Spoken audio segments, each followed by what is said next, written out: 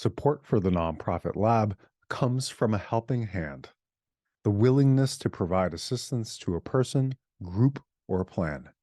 Helping hands reach them out to lift up the world and be part of the difference. Welcome to the Nonprofit Lab, a podcast dedicated to the ongoing discovery of how we can all be a part of bigger social change through the lens of the nonprofit sector. I'm your host, Puya Porak.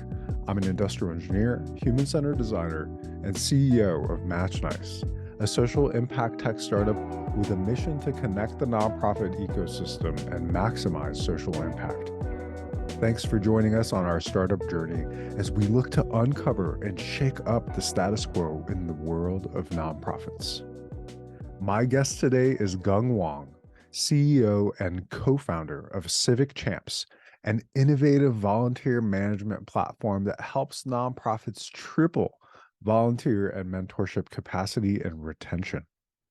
Geng is a serial entrepreneur, and prior to Civic Champs, he co-founded two other companies, Rent Jungle and Community Elf, both of which were acquired in 2014 and 2017, respectively. Geng has also worked as an engagement manager at McKinsey Company and holds degrees from Michigan State University and Harvard Business School. In this episode, we unpack the most important and innovative capabilities that volunteer management platforms have to offer. We discuss ways to measure and address volunteer feedback, what it is that makes an outstanding volunteer experience and why it's important, strategic approaches for asking volunteers to donate, because volunteers are actually twice as likely to donate to your cause than the regular donor, and the ROI of volunteer management platforms and overall considerations for how it fits into a nonprofit's short and long-term technological roadmap. Here's our conversation. Geng Wang, welcome to the Nonprofit Lab. How are you? I'm doing great, Puya. Thanks for having me. Thanks for joining. I'm so excited to jump into everything that you're doing with Civic Champs to really kind of innovate volunteer engagement. Tell us about what Civic Champs is. What's your mission, and what is it that you guys do? Yeah, so Civic Champs, we're a software company that serves nonprofits, and we provide volunteering and mentoring software. Right. And so, basically, we're able to triple the capacity of nonprofits around volunteering or mentoring. And the way we do that is by really streamlining the process from recruiting to tracking to onboarding and waiver management and communications, and of course reporting, right, all in sort of one platform. And that way it saves folks a ton of time. They're able to recruit more volunteers. And on the volunteering side, we really make the experience more enjoyable for the volunteers, right? So that we add value. It's a better experience, and so they're more likely to be retained. There are so many ways. I just want to pick at each one of those threads and learn more. But before we go further into Civic Champs, all of its capabilities, the use cases, some storytelling that maybe you can share around how nonprofits have really benefited from your solution. Geng, I know you have an incredibly entrepreneurial background. You've started 3 companies. This is your 3rd startup. Tell us about your entrepreneurial journey and how the idea for Civic Champs kind of evolved from those experiences. Sure. So I wanted to do something entrepreneurial, just sometime during college, right? And so tried something during college. It didn't really work out, right? So had my first sort of failure, if you will. Thankfully, didn't lose a lot of money, and then went into consulting for a number of years. And when I left, I joined one of my colleagues, John Pastor. And so we started our first company called Rent Jungle. It's an apartment search engine. Basically, we wanted to be the Google for apartment search, right? And so the idea was if you can bring lots and lots of listings onto one website, users can get a lot of value out of that. And so we did that. And then we sold that company in 2014. We had a second company also with John called Community Elf. That was a social media management agency with some underlying sort of neat technology that surfaced cool content. And we were able to exit that company as well in 2017. And so for me, I had, sort of the itch again to start something new. And this time around, I thought, wouldn't it be great if I could start a tech company that also had a bit more social impact, right? I think the businesses we had were fantastic, but this time around, it would be awesome if the folks that were using the software actually were helping our communities, right? And so that's how we landed on this idea of Civic Champs. Originally, we actually wanted to create a mobile game for volunteering. Long story, but we obviously pivoted when we saw the need from the nonprofit sector around tools that can help them with all the things I noted earlier, right? Whether that's onboarding or scheduling or tracking their hours, right? Amazing. And, it's, you gave this really solid, broad, sweeping overview of Civic Champs as this volunteer and mentor engagement platform. And I like that you've taken this market approach of listening to the actual needs of the sector. Mhm. And it's kind of created some differentiators for you as a platform versus some of the other volunteering management solutions that are out there. So can you talk about some of those differentiators and like how what you heard and the needs that you saw informed your approach? Sure. I think one thing we saw that was really illuminating, if you will, is roughly half of the nonprofits that we meet today still don't have any platform that they use, right? And so they're still on pen and paper, they're on Excel, and that tells me that there hasn't been a breakthrough in the technology where everyone's like, oh, this is your go-to solution, right? And I think there's lots of reasons why that is.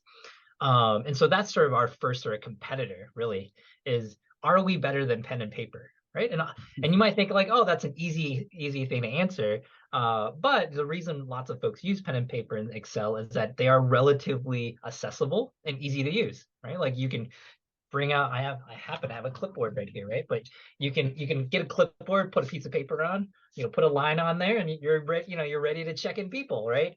Now it causes a lot of issues down the road where you need to aggregate it now, and you need to read their chicken scratch, and if someone asks you a question, you can't really search, right? So um but I think that's sort of the first competitive set. The other one is, our current sort of other software providers, and I think there's two cohorts there. One are what I'll call legacy software, right? So they've been around for 10, 20 years, uh, and they have a lot of features, but I would say generally they're not as intuitive to use. Perhaps it's because they're on an older tech stack, right? And so it's just harder to upgrade and change, right? If you're just on a legacy technology, right, so to speak.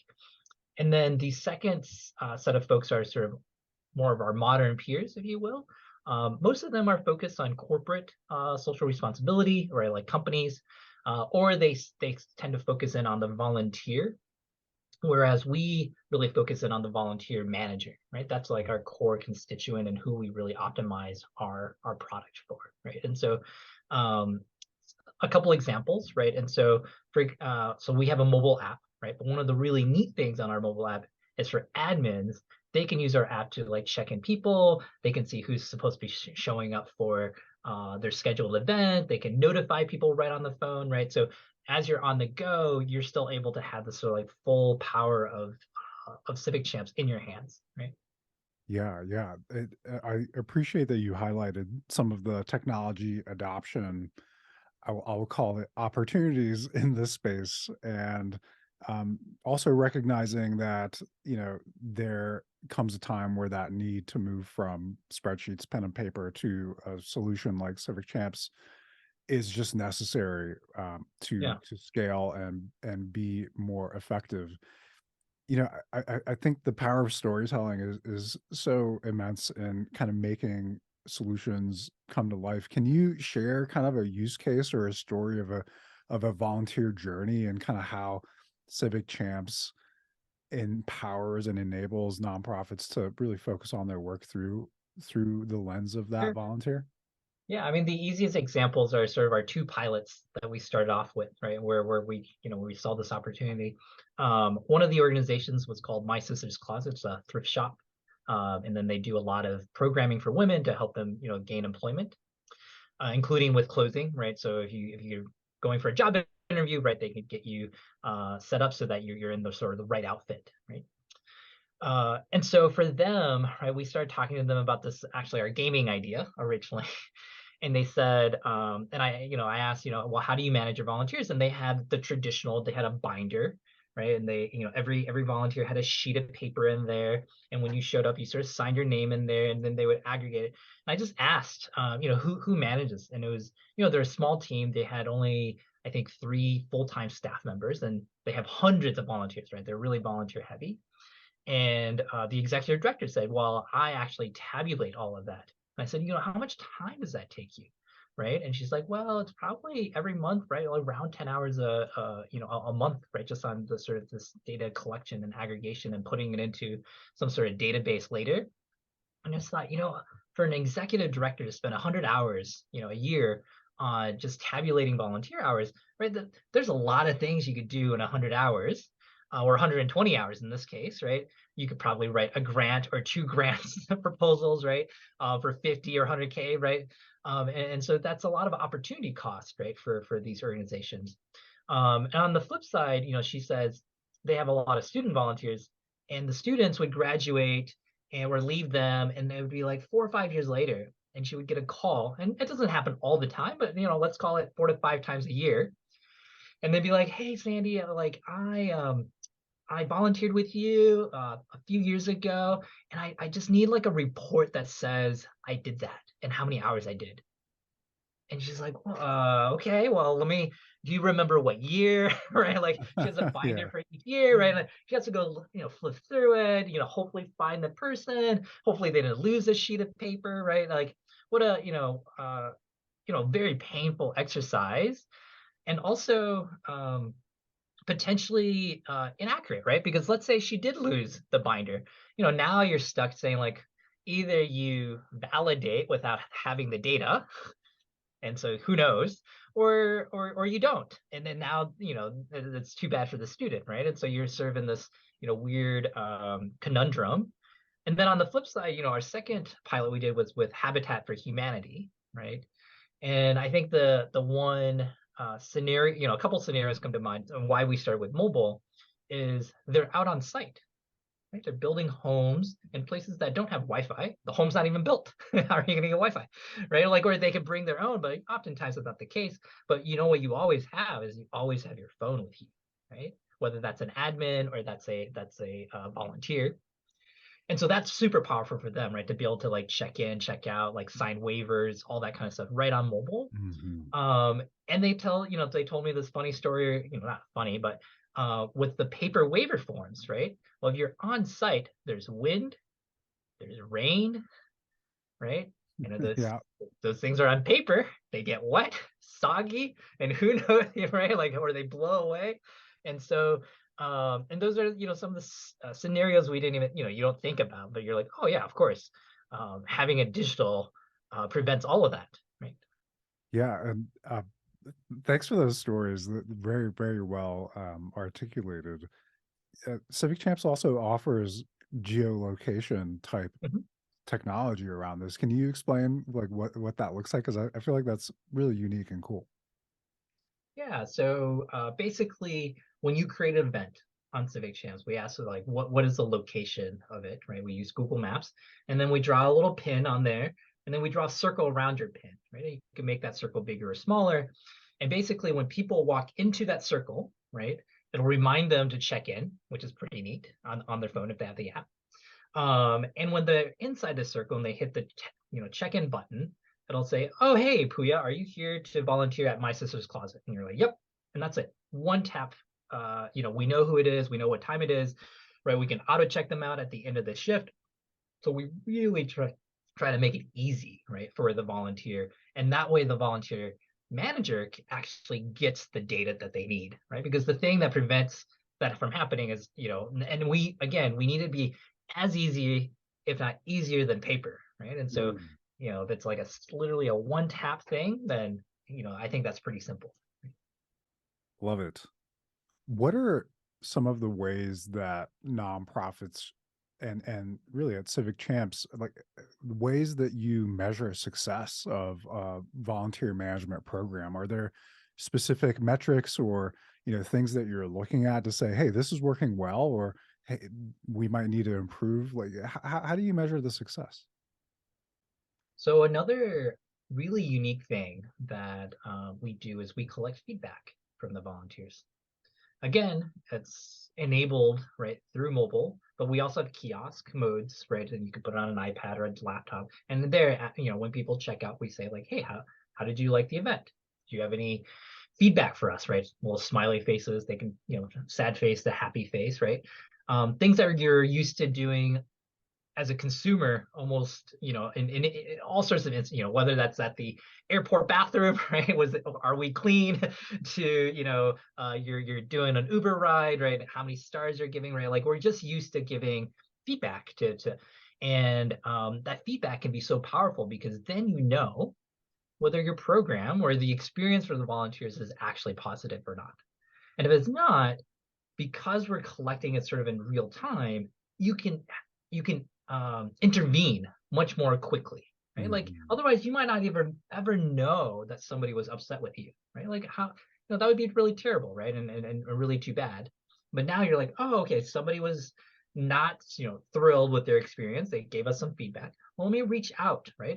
And I think just the act of reaching out to them again will win back so many folks, right? Maybe even more so than if they had a good experience, to be honest, right? And so I think that's one factor you can look at, which is just like your let's call it the NPS score, right? Like your satisfaction score for your volunteers. I think the other metrics that are indicative, obviously, is your retention rate, right? So like, do your volunteers actually come back more than once, right? Or are they just like sort of one and done, right? Are there ways that you could cultivate them, just like you cultivate a donor, to actually get them to come back, right? And there's lots of tactics to do that, right? Like I just gave a webinar on volunteer matching grants. Mm. Those can be very motivational for volunteers, right? Because you can say, hey, Puya, your company gives dollars for every hour that you volunteer with us, right? You're at 20 hours. Your company requires 40 for that to, for us to get $1,000. Can you come back for another 20 hours this year? And we'll get and we'll sort of, Yes, you'll I de will. facto donate. Like how motivating is that, right? Like that's great. Um, and then of course, right, everyone tracks volunteer hours and how many volunteers you have. And so I think those are sort of the baseline metrics, right? If you're not doing anything else, those are the things that you can certainly see, right? The growth of your program. I had more active volunteers, right? I had more volunteer hours. And those are definitely indicative. But then if you drill down, I think the retention pieces and sort of the satisfaction paints a much broader picture. I absolutely love the way that you've integrated a feedback loop into the volunteering management experience. And you mentioned NPS, it's Net Promoter Score. It's a metric that a lot of companies in the private sector use. It's based on the question of how likely are you to recommend Right. XYZ organization to friends and family. And I think nines and tens, if you're on a 10-point scale, Yep. equal promoters, and you've got neutrals that are in that like I think it's what 7 to 8 range, and then like Yeah. 1 to 6 are detractors, and the score is made up of looking at percentage of promoters minus percentage of Right. detractors. So the higher, the better. That's amazing that you've incorporated that. What are some of the lessons that you've learned looking at the feedback that nonprofits are getting around what makes a wonderful nonprofit volunteer experience? Yeah. I'm not sure, I would say the feedback's great, right? And but usually the things you do with the feedback are more bespoke and sort of specific to the situation. Right? It's like, oh well, somebody left blah blah blah and it was in my way, or like I don't like working with Sally. You know what? Usually those are sort of like the feedback that you often get, versus I think generically, what makes for great volunteer experiences are it's a little bit more basic, right? And I don't think all nonprofits do this great, but certainly some do it quite well. And so making sure that your volunteers have clear directions, right? Like what are you expected to do, right? When are you expected to be there? Like just have that real clear. Um, Making sure that you're able to engage them quickly and get them to work, right? Essentially, right? And so that can be both before they show up on site and when they're on site. So before they show up on site, so this is often a challenge if you have background checks that you have to have your volunteers do.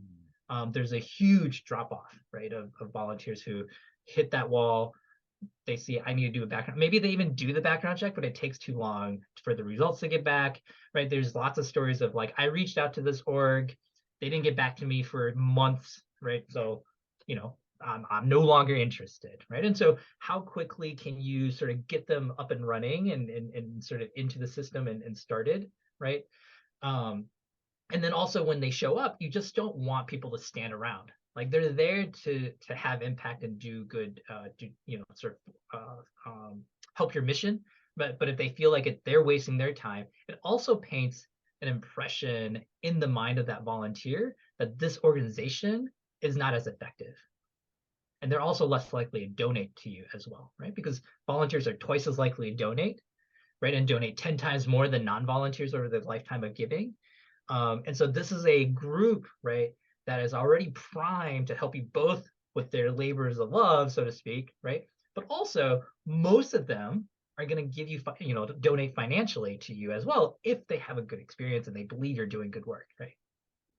Yeah, that's really insightful to hear. You're the first guest on the show that I've had kind of really diving deeper into the volunteer journey. And I like how you framed kind of the experience as there are these foundational pieces to what makes a solid volunteer management experience, but then collecting the feedback can help you improve the specific steps or points, the moments of truth, as we like to say in the Right. customer experience world, in that journey, and how delivering across every step can build trust and also foster those relationships that can, as you said, convert your volunteers into donors. And you were, love that stat that you said volunteers are Twice twice as as likely. likely to donate to your organization. So, how does Civic Champs actually capitalize on that opportunity to turn volunteers into donors?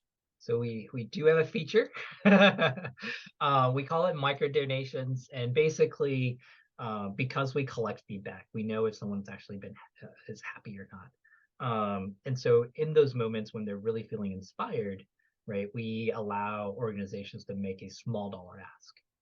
And I think that's key, right? You want to make sure that the ask is, well, you thank them for their time, of course, right? But the amount of the ask needs to be respectful, if you will, right? And so it needs to feel that it's incremental to what they've already done. Ideally, you tie it to the work that they've done, right? That says like, hey, for a $5 donation, it'll help us do like this very specific thing that you just helped with, right?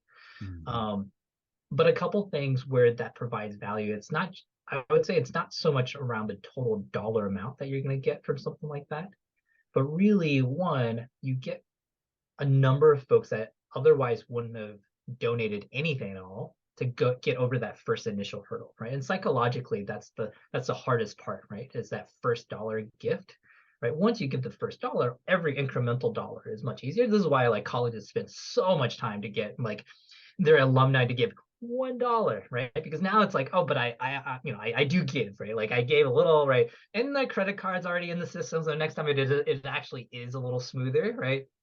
You just give me the amount and we'll just boop charge you, right? Um, and so that's one, which is like the ability to cultivate or get this segment of new donors who maybe small dollar to start with, but allows you to cultivate them. And then even sort of a bigger opportunity, I think, is we track who is clicking on your ask, your solicitation, but not necessarily converting, right? And there's a lot more folks who do that than actually, do the credit card transaction.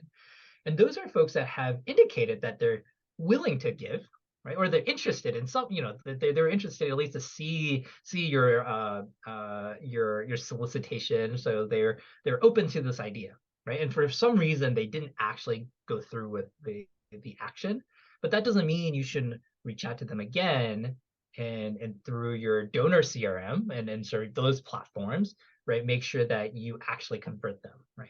Hmm. That's brilliant.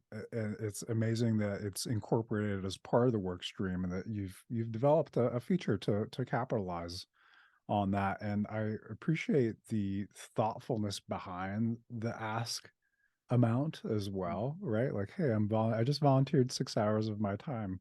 Yeah. Um, Would you like to this match $1 per hour, right? That's a oh, that's a brilliant way of putting it. Are there other kind of ways that you've been framing or helping nonprofits think about framing that ask and coming up with like what is that sweet spot or like yeah. respectful number to ask for?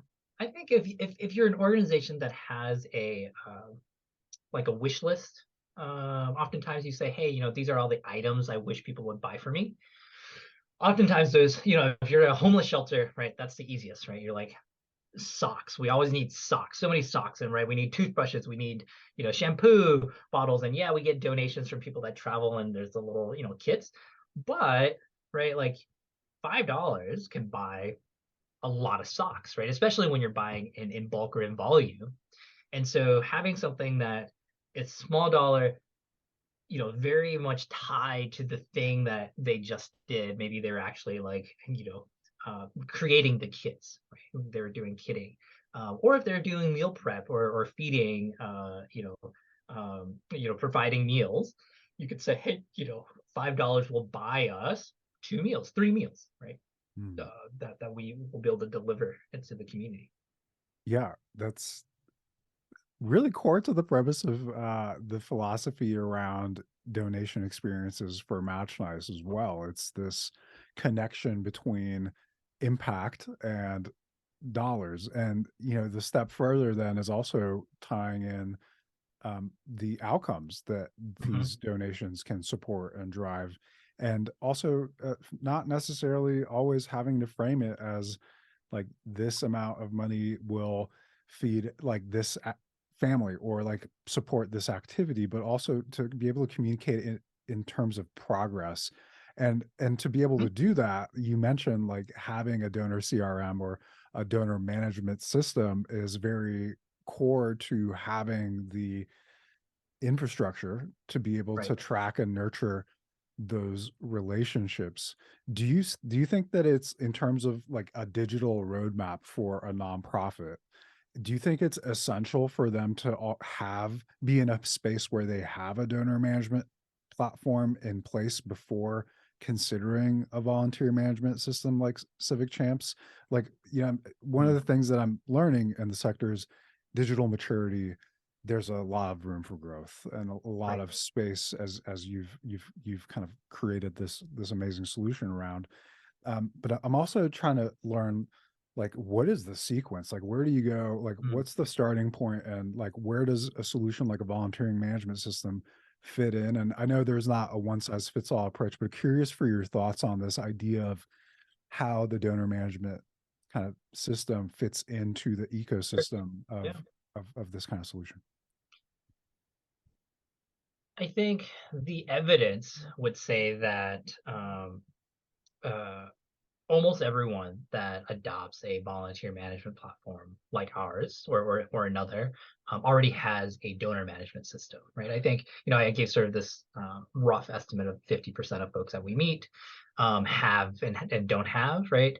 On the volunteering side, that number is much higher, right, in terms of donor management. Most folks, right, most nonprofits have some system in place, unless you're just getting started, right? Um, that said, right, there are very select instances, maybe where even if you don't have a donor management platform, it could still make sense to have a volunteer management platform, right? And so some examples might be if you're very large event oriented, and most of your dollars come in through the event, right? And so you don't actually need to track donors per se, but you're like doing ticket sales, right? And so as long as your ticket sales are good, but you have lots and lots of volunteers, right? And so like your pain point primarily is around the volunteers, or a very small organization that is sort of volunteer centric, and this is like your primary pain point, and maybe the way that you have impact in the community is almost 100% through your volunteer base, then that could make sense. But almost, I would say the vast majority of folks are going to have a donor management platform before they adopt something like Civic Champs. Yeah, that really makes me wonder, like, what is that roadmap, the digital maturity roadmap? And if the donor management system, I agree, is kind of central to Mhm. a strong fundraising strategy, which a strong volunteer management program feeds into. Um, thanks for sharing your perspective on that. It really Yeah. helps me kind of um, imagine the possibilities of what that looks like. So, how does Civic Champs integrate with a nonprofit's existing donor management system, assuming they have one in place? Like, what are the connections between that your platform kind of allows and integrates with? Yeah, so we have what I would say best in class integrations with two platforms today. So Razor's Edge NXT and Salsa Lab. And so I think Salsa Lab, we're the only volunteer management platform integrated. And on Razor's Edge NXT, I would say, we're the best in class, right? So if you compare our integration versus others, right, ours is just much more robust. And so what with these integrations, what could you expect? So one, anytime you can sync all of your volunteers from your donor CRM to Civic Champs if they already exist, right? So sort of a one-time automated upload into our system. And then from our end, sort of a real-time push of new volunteers get added into your donor CRM right away. If they update their biographical information, like your phone number, email, on our end, it automatically updates it, optional, right? But can automatically update it on your donor CRM. Within Razor's Edge, we actually have really beautiful tiles that show you, the last time they were active, what activities they like the most, how many total hours. You can also click to, sort of deep link directly back into Civic Champs, right? And so this way, your sort of development team is never caught off guard. If they're having a conversation with the donor, they could see exactly, right in their constituent portal, right, all the information they need. They can also run campaigns like on Socially Engage. You could say, hey, for all of my new volunteers, I want to put them into an email cadence, right, that I want to cultivate and build out for them. So that's with the direct integrations. Otherwise, you could do upload downloads of spreadsheets where we also save your constituent ID of your donor CRM, right?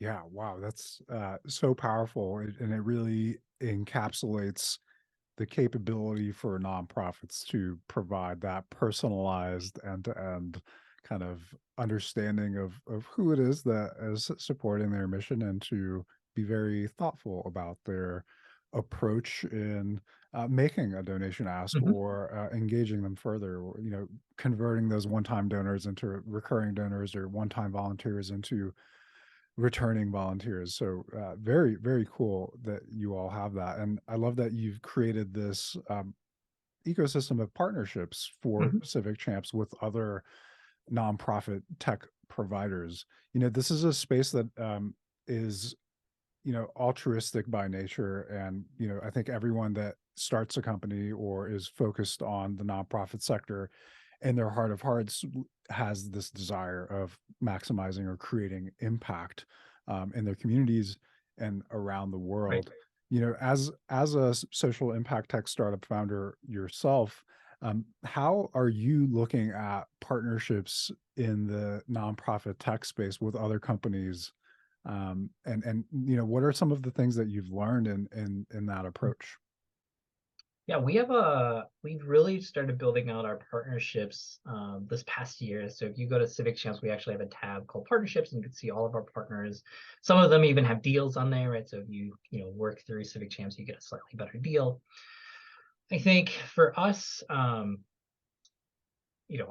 obviously, right, typically we're working with people that are not competitive, right, and we're not competitive with them, but provide some sort of incremental value, right? And so, and there's lots of great solutions, and so I'm pretty excited because I'm, let's call it tech forward, right? And so, to sort of introduce our audience to other really interesting, good partners, um, is exciting for me, right? Because then I'm actually bringing more value to the table in lots of ways. So, for example, if you're looking for grants and you're doing grant writing, one of our partners is Instrumental. Super easy for you to go find grants on there. They generate a ton of value for folks because you can sort of search the whole the US database across all sorts of grants and find the ones that fit best for you. Yearly is another partner of ours, right? They do digital annual reports, like a really cool idea. So you don't have to mail and print your annual reports anymore. They look really nice. They're like beautiful, and they could be much more engaging in a lot of ways, right? Uh, and there's just a number of other folks, right? Like I think we have um obviously all our integration partners on there as well, but these are folks that I love their products, right? And I think nonprofits should take advantage and use them if they can, because they also make help them raise more dollars and or make them more efficient and uh you know helps them push their missions forward, right? So for me, partnerships are fantastic. Yeah, and you're also enabling the kind of acceleration of the digital maturity of a nonprofit, because one of the pieces of feedback that I've heard in my research is nonprofits have to use so many different platforms to get what they want done. But if you have a partner that does have those direct partnerships with other tech solutions with easy integrations, it definitely makes it easier on that nonprofit to be able to kind of manage all of the different elements of their business. But one of the challenges is this perspective on ROI, return on investment, that Yep. nonprofits struggle with, and it's largely attributed to this scarcity mindset. Like, and one of the I just had a conversation with a nonprofit founder, and I was mentioning like this idea of like, hey, it'd be smart to have a donor management system in place before you do this massive event where you're going to drive all this traffic Yep. to your website. You want to be able to nurture those relationships, make the ask, blah blah blah.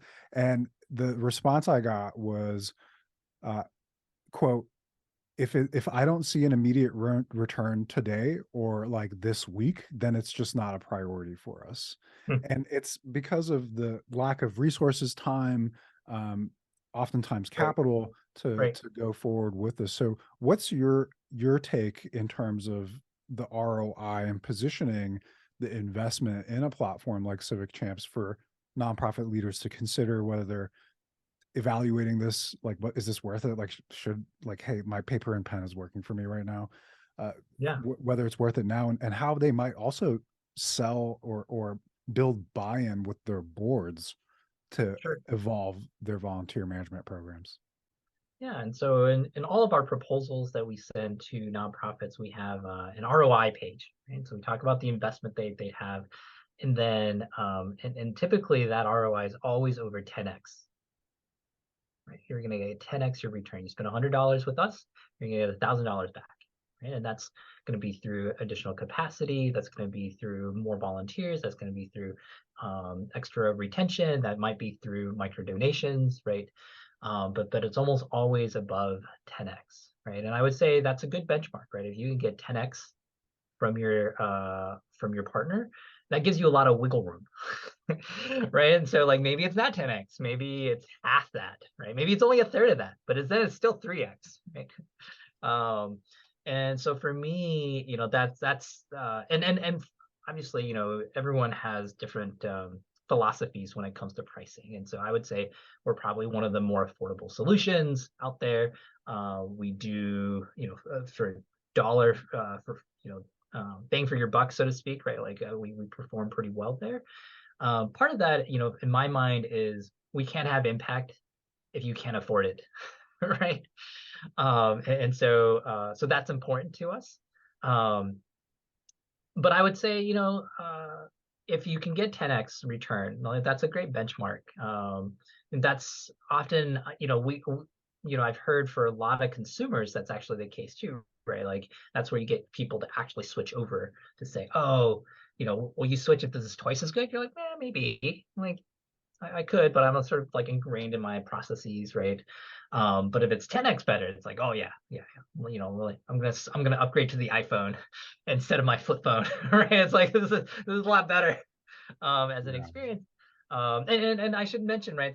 I think I've always thought that's something that was really unique about Match Nice too, right? Is your sort of your focus on ROI and making sure that whether that's communicating with your donors, right, and in terms of the ROI of their impact, and so that's, I think, generically something that can be more pronounced maybe in the sector, right? It's this sort of idea that, hey, you can measure and you can get returns on your software or anything else, really. Yeah, I appreciate that shout out. And I think the Match Nice angle is being able to communicate that ROI to the donors, right? Like what Hmm. their donations mean. You said something that is, I think, one of the biggest challenges in overcoming the scarcity mindset in the sector is like, if you can't afford it, we can't create impact. And so there's this vicious circle of, well, like, I don't have the budget for it, or I don't have the time, or I don't have the resources, so we're going to put that off. And hey, Gung, a 10x return sounds amazing, but am I going to get that tomorrow? Am I going to get that next week? Like, what's the Yeah, horizon on that, right? So these are like the questions that I'm hearing. So what do you sure. say to a nonprofit that's like, well, that all sounds great, but when do I expect to see this? Like, how do you position the time frame? And one of the insights from our fundraising episode with Rashida Peterson and Anna Barber was helping nonprofits understand the expectations around this takes time, right? Like it's not an overnight thing, especially around fundraising. It takes a Yeah. lot of patience and consistency and diligence and thoughtful effort. So, how do you translate kind of that point of view into the space of volunteer management? So I think we're a little easier to sell and from that regards, right? But like donations, you actually have to get more dollars. Whereas volunteering, right, you can, within a week be up and running and immediately sense that your life just got better. Hmm. It's easier, right? Like you're like, I'm not manually inputting stuff. This is great, right? And so there's sort of, at least on that side of it, of sort of like this, that and maybe that's only half of the ROI, right? Which is like the amount of time you're saving, your capacity. And frankly, we don't really capture this, and maybe we should, but like you're reducing burnout for your staff, right? Volunteer managers are one of the highest turnover positions, right? And we know this because it's like, in some organizations we work with, it's literally every 3 months they have a new volunteer manager, right? And that makes it tough for us, right? Because we're like, well, at least they have a system in place, at least the data's still there, right? And their volunteers are, have some consistency. But that's got to be tough for the organization too. And part of that could be that, this is a uh, oftentimes it's a stepping stone role, to be honest, right? For a lot of folks, they say, hey, I'm going to start out as volunteer manager, then I'll be a program manager, I'll move to the donor side, etc. But I think one of the ways to help you retain your staff is providing them the tools that they need to really do their job well, right? And so I think Civic Champs does that as well. Well put. That makes me curious about that position. I know I'm familiar with development leaders in nonprofits, also very, very difficult pressure point position. Volunteer leaders, I need to learn a little bit more about that, but that's great that you all are making that job at least a little bit easier, and creating the consistency, or kind of that thread to go through any role changes in that position. Yeah. Young, as we're nearing the end of our interview, I just have a couple of more questions, a couple that I typically ask all of my guests. What is one status quo practice in the nonprofit sector that you would like to see changed? Ooh, calling people out now. Every um, episode. yeah, yeah.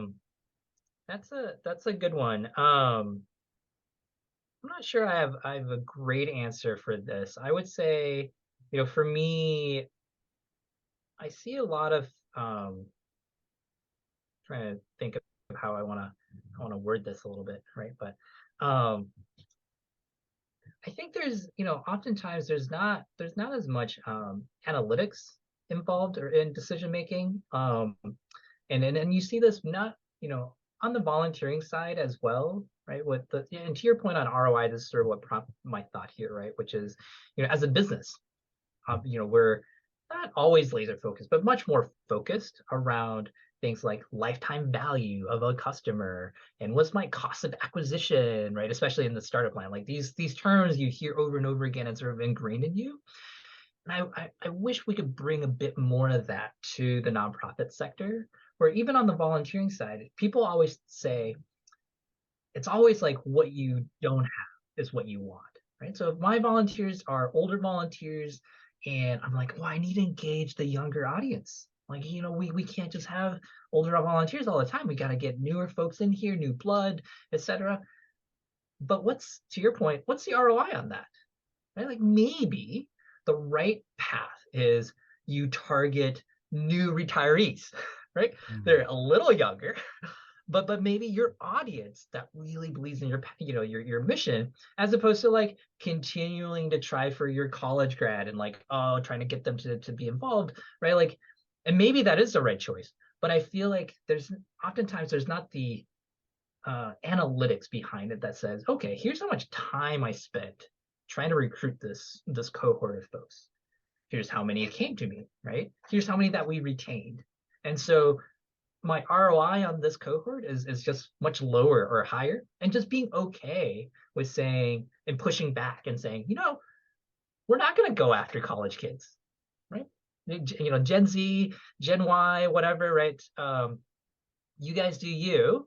That's not our sweet spot. We're going to focus on the folks that keep coming back day in day out, and that's where I get my ROI. And so I'm going to focus my time and effort and energies on really making their experience much better, right? And so I think for me that's probably the one thing I would change. Sorry, that was kind of long-winded. No, it was really well put, and I appreciate how you put it through the lens of the work that you're delivering and the value that you're looking to create for nonprofits. And there's a very similar parallel in the fundraising space as well, right? Understanding like who your target donors are, the type of person that's mission aligned, values aligned, that really believes in what you're doing, and not spending your energy focusing on that group instead of maybe another where you're not getting as much engagement, and having the analytics to know what's working and what's not is critical to that. So very, very well put. I said I had two questions, but that sparked one more additional. um, this kind of bridging of like knowledge experience from the business world into the nonprofit sector is something that is really shifting in a very positive way. I think I'm seeing more and more conversation and dialogue saying that nonprofits are just like businesses. They're just social focused businesses. And this acknowledgement by the sector of kind of the legitimacy of these operations. It's not just a hobby, it's not just a charity. Like, no, this is a mission driven organization. What are some of the things that you've learned in your previous two startups that you've been able to kind of apply in at Civic Champs? Like, how has that shaped and informed your approach to serving this sector? Hmm. What do we learn?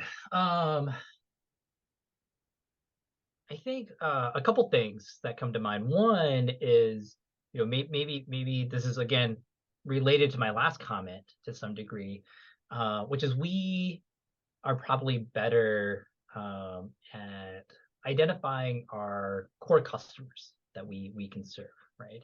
and maybe having a bit more faith and sticking with them, as opposed to trying or jumping ship early, right? And so obviously, last few startups all had great outcomes, but one of the things we didn't, I feel like we could have done better, is really own a sector Mm. before we moved on, right? And so, especially on the social media management side that we had, right? So, what I've seen in retrospect is, we served a broad range of businesses and services and brands, right? We even had Mark Wahlberg's GNC nutrition line that we managed at one point, right? And so it was kind of, like auto dealers and, some nonprofits, right? But we saw other competitors of ours who, over 10 years only did car dealers or only did apartments, right? And they were just able to really hone their craft in a way, and provide more value to those very specific and niche audiences, right? Mm. And I think, and their outcomes are even better than ours, right? So there's a little bit of like, oh, okay, this is how you might, and it's hard then to compete against them, right? Because then you say, well, I have this sort of generic platform, and they're like, well, do you do these very niche things? You're like, no, well, that's we have to have that, right? And so at Civic Champs, for example, with our, we mentioned, we largely talk about volunteering, but with our mentoring programs, youth facing, we actually have a mentoring specific module that's integrated with the core platform that allows you to track not just hours, but the interaction and engagement between mentors and mentees, right? And so that can be like a great differentiator. And then, separately, we're making these sort of another module for our drivers, volunteer drivers. That's kind of like almost like a dispatch system, right? It still uses our core onboarding module. It uses our scheduling stuff, right? It still uses all the waivers and all those things. But for these specific volunteers, what they want isn't just like a location to check in for, but they want to know like, well, what's my trip, right? I need to go to like these 3 stops, right? And so we provide the ability for a volunteer manager to put in those 3 stops so they can be like, okay, yep, I'm going to go to A, I'm going to go B, I'm going to go C, I'm going to go D. And it's all that data still flows back into one Mm. spot, right? And Mm. so for me, I start to think about like, well, how can we deepen, sometimes it's those little things that matter a lot, right?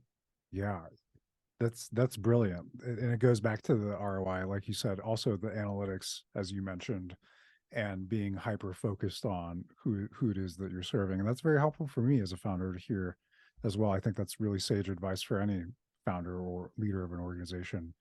Um, how do people learn more about Civic Champs? Do you have any promos or like plugs that you want to make in terms of like tell us the website URL, etc.? Yeah, Civic Champs, right? It's spelled like this. .com is where you is our website.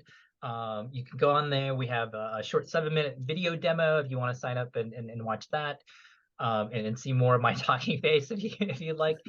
People can reach out to me directly. It's Geng, Geng at civicchamps.com. So happy to share that connection as well.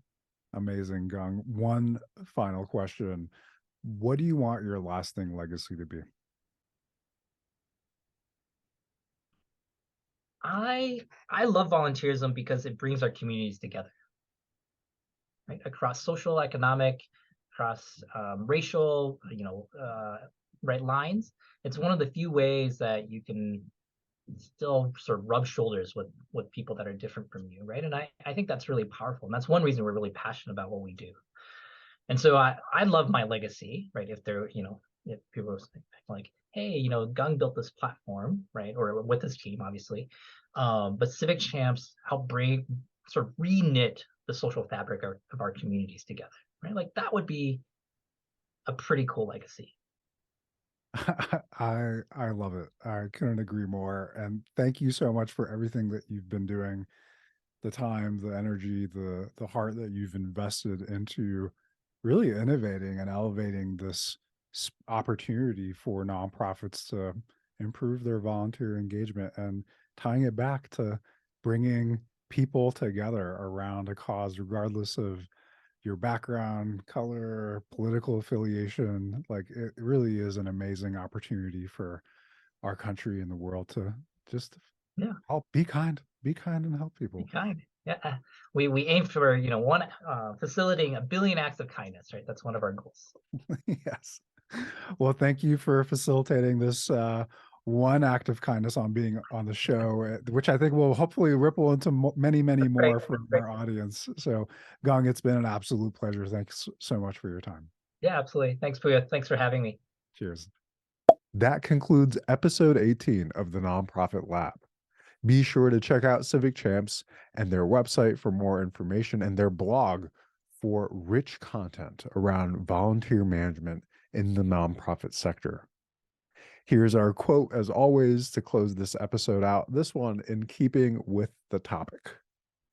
Tim Russert said, "There is no better exercise for your heart than reaching down and helping to lift someone up." Thanks for tuning in, and if you enjoyed this or other episodes, we'd appreciate your helping hand and ask that you take a moment to like, subscribe, rate, and share our podcast with the folks in your network. With gratitude, and as always, be well.